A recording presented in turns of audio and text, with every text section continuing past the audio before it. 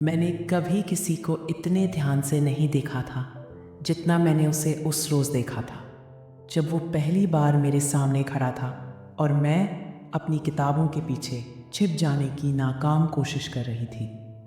हमारे घर की पुरानी खिड़की ठीक सामने वाले घर की छत को देखती थी।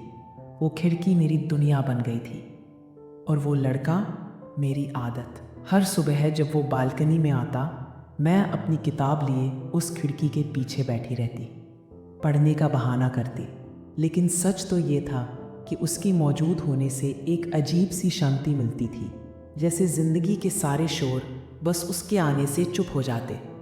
एक दिन उसने सीधे खिड़की की ओर देखा। मैंने अपनी सांस रोक ली।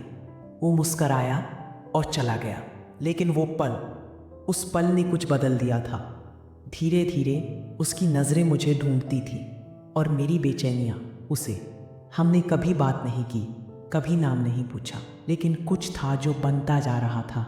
शायद उम्मीद, शायद अधूरी चाह। वो कई बार गिटार लेकर छत पर बैठता और मैं उसकी उंगलियों से उतरते सुरों को अपनी हथेली पर महसूस करती। मैंने उसे अपनी डायरी में लिखना शुरू कर दिया था।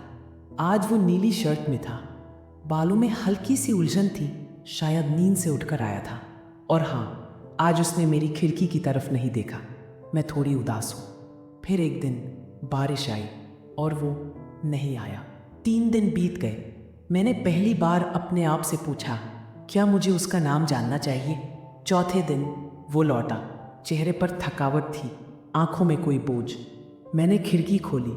पहली बार पूरी तरह उसने देखा और मुस्कराया। फिर उसने सिर झुकाया और अपनी छत से चला गया। अगले दिन एक ट्रक आया। घर खाली हो रहा था। मैं सिर्फ देखती रही, बेमन से। उसे जाते हुए देखा, जैसे कोई किताब अधूरी छोड़ दे कोई। ना कोई अलविदा, ना कोई मुलाकात। अब सालों बाद मैं उसी खिड़की के पास बैठी हूँ। वो खिड़की अब पुरानी हो गई है, लकड़ी भी चरमराने लगी है, लेकिन मैं अब भी वही हूँ, उसी याद में अटकी हुई। आज भी जब कोई नीली शर्ट पहनकर उस रास्ते से गुजरता है, दिल थोड़ी देर के लिए रुक जाता है। कभी कभी सोचती हूँ, क्या कुछ लोग सिर्फ देखने के लिए आते हैं हमारी जिंदगी में, और फिर किसी पुराने गीत की तरह बस गूंजते रहते हैं मन के किसी कोने में। वो खिड़की जो खुली नहीं, अब रोज खुलती है, पर अब उसमें वो चेहरा नहीं दिखता।